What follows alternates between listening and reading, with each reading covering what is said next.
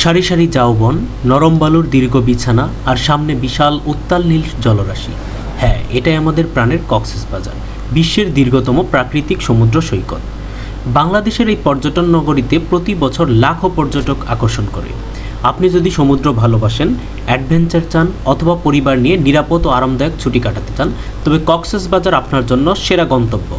আজকের ব্লগে ঢাকা থেকে কক্সবাজার বিস্তারিত ভ্রমণ পরিকল্পনা এবং টিপস তুলে ধরার চেষ্টা করব। শুরুতে আমরা অনলাইনে ট্রেনের টিকিট কেটে নিয়েছিলাম শোভন চেয়ার। প্রতিটি টিকিটের মূল্য পড়েছিল 715 টাকা। তারপর আমরা নির্দিষ্ট দিনে সরাসরি চলে যাই কমলাপুর রেল স্টেশনে প্ল্যাটফর্মে ঢোকার পরই আমরা আমাদের ট্রেন কত নাম্বার প্ল্যাটফর্মে আছে সেটি দেখে নিলাম। আমাদের ট্রেনটি 7 নাম্বার প্ল্যাটফর্মে দাঁড়িয়েছিল। সো সরাসরি আমরা চলে গেলাম 7 নাম্বার প্ল্যাটফর্ম। আমাদের বগি ছিল দন্তের ন বগিতে এবং দন্তের ন বগি ছিল ট্রেনের একদম সামনের দিকে। সো আমরা ট্রেনের সামনের দিকে হাঁটতে থাকি। সো হাঁটতে হাঁটতে অবশেষে আমরা চলে এলাম আমাদের প্রত্যাশিত দন্তের ন বগিতে। এই হচ্ছে দন্তের ন বগি।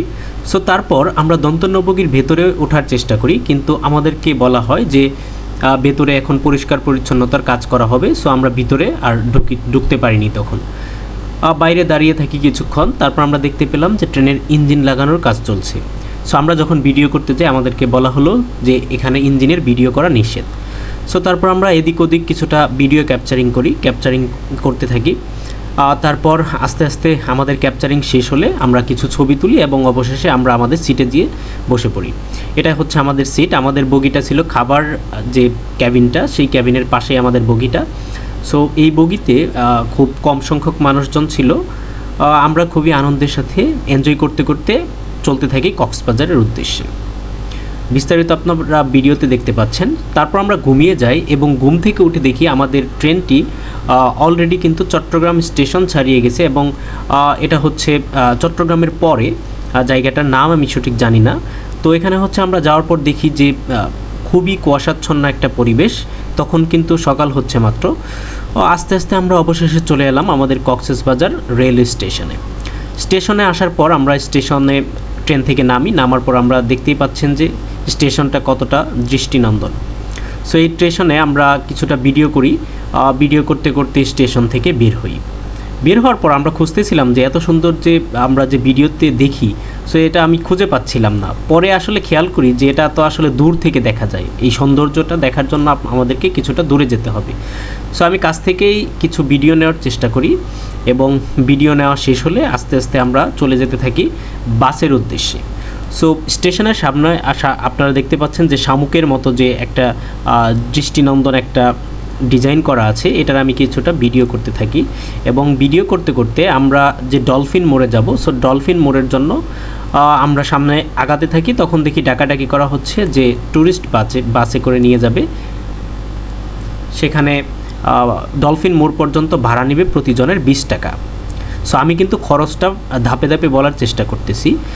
ট্রেনের টিকিটটা ছিল শোভন চেয়ার 715 টাকা, আর এখানে স্টেশন নামার পর সেখান থেকে ডলফিন মোড় পর্যন্ত ভাড়া হচ্ছে 20 টাকা। আপনারা যদি রিজার্ভ করে যান সেক্ষেত্রে আপনারা ভাড়াটা ঠিক করে যাবেন। সো আমরা এই ট্যুরিস্ট বাস যেটা বিআরটিসির বাস, এই বাসের দোতলাতে উঠে সেখান থেকে আমরা ভিডিও করতে করতে আমরা ডলফিন মোড়ের দিকে যাচ্ছি। সেখান থেকে বেশিক্ষণ সময় আসলে লাগেনি।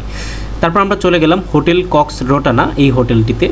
সো এটা হচ্ছে আমাদের রুম, আপনারা দেখতে পাচ্ছেন। এখানে আমরা 4 জন ছিলাম। আমাদের 4 জনের জন্য এই রুমে টোটাল খরচ হয়েছে 2400 টাকা। সাথে আমাদের ছিল কমপ্লিমেন্টারি ব্রেকফাস্ট 4 জনের জন্য। সো এটা হচ্ছে আমাদের রুম থেকে দেখতেই পাচ্ছেন যে সমুদ্র সৈকতের যে দৃশ্যটা আমরা ক্যাপচারিং করতেছি, এটা কিন্তু পুরোটাই হচ্ছে আপনার রুম থেকে আপনি এটা দেখতে পারবেন। সো হোটেলটির নাম হচ্ছে হোটেল কক্স রোটানা। এটা হচ্ছে আপনার ওই ডলফিন মোড় থেকে কাছেই। মেরিন ড্রাইভ রুট যে ওদিকে আপনি গেলে 10 টাকা ভাড়া নেবে আপনাকে, আর আপনি হেঁটেও চলে যেতে পারবেন। তারপর আমরা চলে আসি আমাদের যে হোটেল কক্স রোটানার একদম ছাদ থেকে আপনারা দেখতেই পাচ্ছেন কেমন দেখা যায়। সো আমাদের এন্ট্রি দিবে সকাল 11টায় হোটেলে, তাই আমরা নিচে ব্যাগপত্র রেখে আমরা চলে গেলাম পাশের যে বিচ, সেই বিচে। সো আপনারা দেখতে পাচ্ছেন বিচে এখন কেমন উত্তাল ঢেউ চলে আসছে, এগুলো দেখতে দেখতে আমাদের কিন্তু অন্যরকম ভালো লেগেছিল। সো আরেকটা বিষয় আমি আপনাদের সাথে শেয়ার করে রাখি, আপনারা যদি শুক্র শনিবার যান সেক্ষেত্রে আগে থেকে হোটেল বুকিং করে যাওয়াটাই বেটার। আর যদি শুক্র শনিবার ছাড়া অন্য ছুটির দিনগুলোতে যান, যে অফিস আওয়ারগুলোতে যান, তখন কিন্তু আপনাদের আগে থেকে হোটেল বুকিং করার প্রয়োজন নেই এবং সেক্ষেত্রে কিন্তু হোটেল ভাড়াটাও আপনারা কিছুটা কম পাবেন। এবং আমরা গিয়েছিলাম যে রবিবার, এবং আমাদের রবিবারে যে কারণে আমরা হোটেল ভাড়াটা কিছুটা কম পাই এবং এখানে কিন্তু আপনারা দেখতেই পাচ্ছেন যে লোকজনও কিন্তু অনেক কম ছিল। সো বাচ্চারা খেলাধুলা করতেছিল, আমি সেই খেলাধুলার ভিডিওগুলো করার চেষ্টা করেছি এই ভিডিওতে।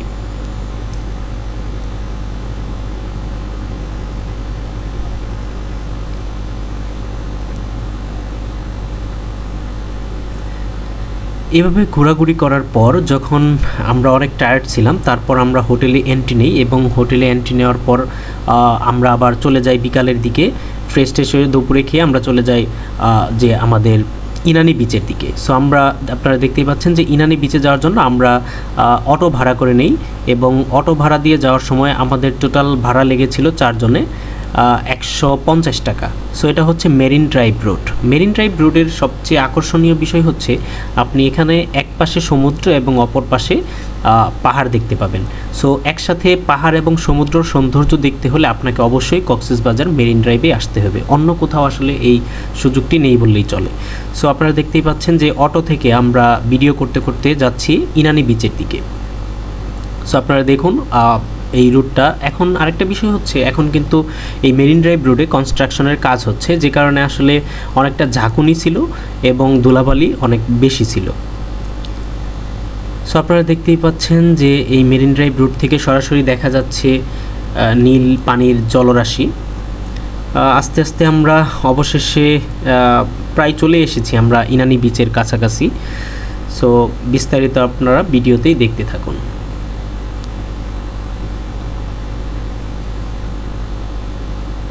এটা হচ্ছে ঝাউবন, আপনারা অনেক ভিডিওতে হয়তো বা দেখেছেন যে ঝাউবন। সো অনেকে এখানে আড্ডা দেয়, আমরা আসলে এখানে নেমে আড্ডা দেওয়ার প্রয়োজন বোধ করিনি, আমরা সরাসরি চলে যাচ্ছি ইনানি বিচে।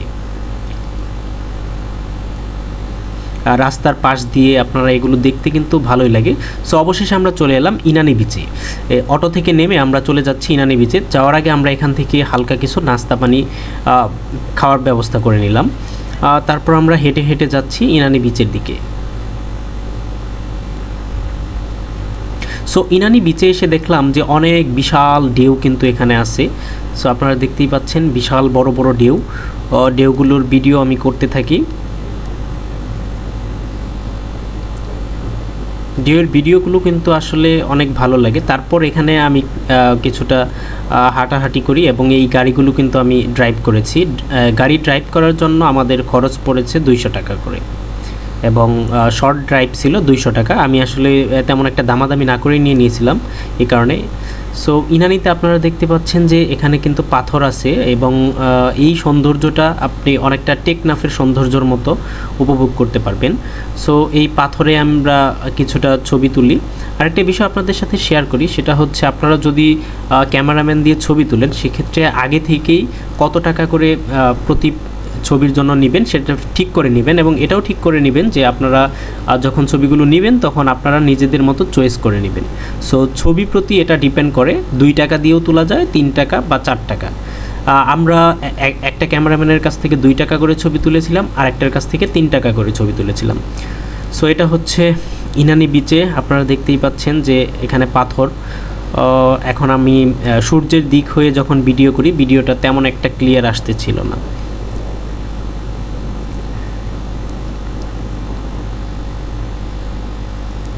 এখান থেকে কিন্তু অন্যরকম একটা ভালো লাগা কাজ করে। আমি পাথরে অনেকক্ষণ বসেছিলাম এবং যে ঢেউগুলো এসে পাথরে আঘাত লাগতেছিল এবং অন্যরকম একটা শব্দ, এই শব্দটা সত্যিই ভালো লাগার মতো ছিল।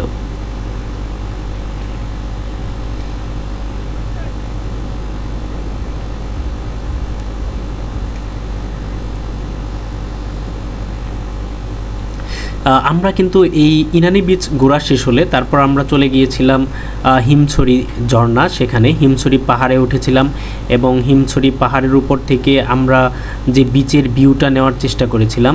তারপর আমরা চলে আসি যে লাবণী বিচের ওখানে। আসার যাত্রাপথে আমরা এই চা পাই এবং সেখান থেকে প্রতি কাপ চায়ের মূল্য রেখেছিল 20 টাকা করে।